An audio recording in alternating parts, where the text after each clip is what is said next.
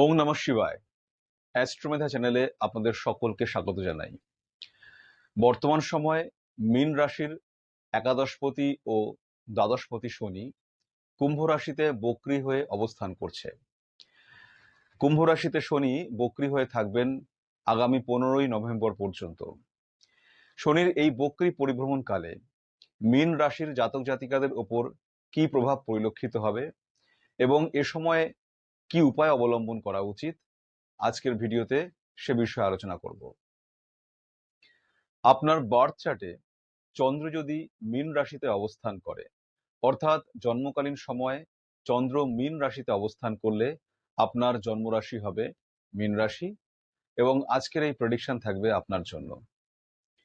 সর্বপ্রথম বলবো যে শনি আপনাদের দ্বাদশ ভাবে বক্রী হয়ে অবস্থান করছে। শনির তৃতীয় দৃষ্টি থাকবে আপনাদের দ্বিতীয় ভাবে, শনির সপ্তম দৃষ্টি থাকবে আপনাদের ষষ্ঠ ভাবে এবং শনির দশম দৃষ্টি থাকবে আপনাদের নবম ভাবে।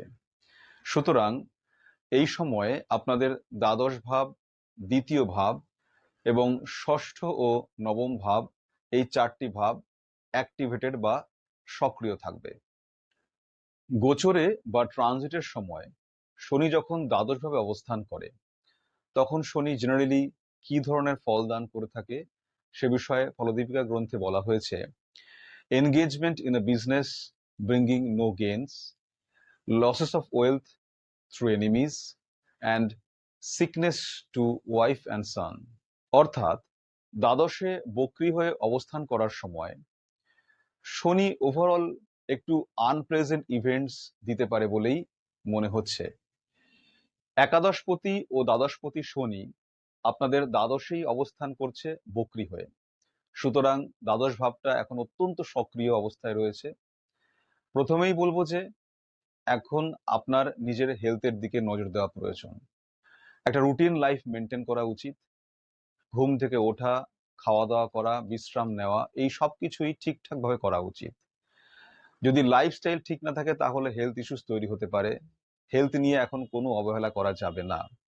যদি হেলথকে নিয়ে অবহেলা করেন তাহলে সমস্যা, শারীরিক সমস্যা তৈরি তো হবেই এবং তা গভীর পর্যায়ে পৌঁছতে পারে, এমনকি হসপিটালাইজেশনের অবস্থাও তৈরি হতে পারে। এই সময় বাড়ির বাইরে দূরে কোথাও গিয়ে কোনো রকম অ্যাডভেঞ্চারাস অ্যাক্টিভিটিসের মধ্যে না যাওয়াই শ্রেয়, কারণ এখন চোট আঘাত লাগার সম্ভাবনা রয়েছে, ছোটখাটো কোনো অ্যাক্সিডেন্টের সম্ভাবনা রয়েছে। তাই রাস্তাঘাটে চলাফেরা করার সময় কিংবা গাড়ি ঘোড়া চালানোর সময়ও সাবধানতা নিয়ে চলবেন। দ্বাদশ ভাব বা 12th হাউস হলো ডেপ্ট বা ঋণের ক্ষেত্র। যেহেতু শনি দ্বাদশেই বক্রী হয়ে অবস্থান করছে, তাই আপনাদের এখন কোনো প্রকার লোন বা ধার কর্জ করার ক্ষেত্রে, ঋণ করার ক্ষেত্রে একটু বিবেচনা করতে হবে। বিবেচনা করেই সে সমস্ত কাজ করা প্রয়োজন। যদি কোনো রকম ইনভেস্টমেন্ট করতে চান আর তা যদি বিবেচনা বা ভাবনা চিন্তা না করে করেন তাহলে লসের মুখে পড়তে হবে বা লস দেখতে হতে পারে। কাউকে ধার দেওয়ার ক্ষেত্রেও সাবধান, তা না হলেও টাকা চোট হতে পারে। বিজনেসের ক্ষেত্রে যদি আপনি ইনভেস্টমেন্ট করতে চান তাহলে যতটুকু প্রয়োজন ঠিক ততটুকু ইনভেস্টমেন্ট করুন। বেশি অতিরিক্ত ইনভেস্টমেন্ট এক্ষেত্রে রিস্ক হতে পারে। চাকরি এবং বিজনেস উভয় ক্ষেত্রেই সময়টা খুব যে ভালো তা নয়, কারণ এখন যদি আপনি কোনো রকম লেথার্জি দেখান, কোনো রকম দায়িত্ব নিয়ে কাজ না করেন তাহলে এর ফল শুভ হবে না। এখন আপনাকে অনেক বেশি সক্রিয়ভাবে কাজ করতে হবে, দায়িত্বপূর্ণভাবে কাজ করতে হবে এবং যেটুকু প্রমিস করেছেন সেই প্রমিসটাকে পরিপূর্ণ করার চেষ্টা করতে হবে। তা না হলে অসুবিধা হবে এক্ষেত্রে। দ্বাদশ ভাব হলো ব্যয়ের ভাব। শনি দ্বাদশেই বক্রী থাকায় এখন খরচ খরচা বা ব্যয় একটু বাড়তে পারে। আপনার শরীর স্বাস্থ্য, আপনার রোগ ভোগ এবং আপনার বাড়ির রেনোভেশন, এই সমস্ত কাজের জন্য, সমস্ত কিছুর জন্য আপনার খরচ খরচা একটু বাড়বে। তাই অপ্রয়োজনীয় খরচগুলিকে কমিয়ে ফেলা অত্যন্ত জরুরি। 12th হাউস হলো হাউস অফ ডিট্যাচমেন্ট। শনি দ্বাদশে বক্রী থেকে তার দৃষ্টি দিয়েছে আপনাদের দ্বিতীয়, ষষ্ঠে এবং নবম ভাবে। এর প্রভাব পড়বে আপনাদের রিলেশনশিপের ওপর। বাড়ির লোকেদের সঙ্গে কথাবার্তা বলার সময় যতটা সম্ভব পারুন ফ্লেক্সিবল থাকুন। বাক্য প্রয়োগের ক্ষেত্রেও সচেতন থাকুন, সজাগ থাকুন।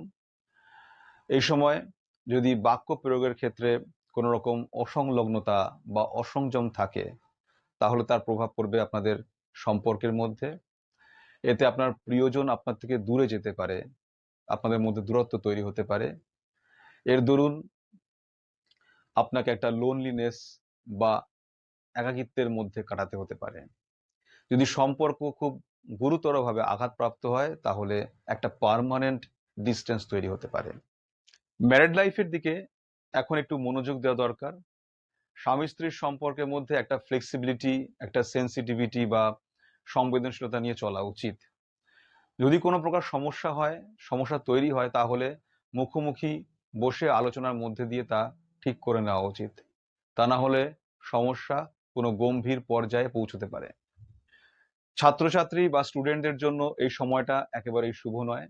অনেক বেশি পরিশ্রম করতে হবে, তাহলে তোমরা মোটামুটি রেজাল্ট করতে পারবে। কারণ ভাগ্যের সহায়তা এখন বিশেষ পাওয়া যাবে না বলেই মনে হচ্ছে। যারা বিদেশে আছো, পড়াশোনা করছো, কিংবা বিদেশে গিয়ে পড়াশোনা করতে চাইছো, উভয় ক্ষেত্রেই নানান রকম পারিপার্শ্বিক সমস্যা তৈরি হতে পারে। তোমাদের মধ্যে একটা ডিসঅ্যাপয়েন্টমেন্ট বা হতাশা তৈরি হতে পারে।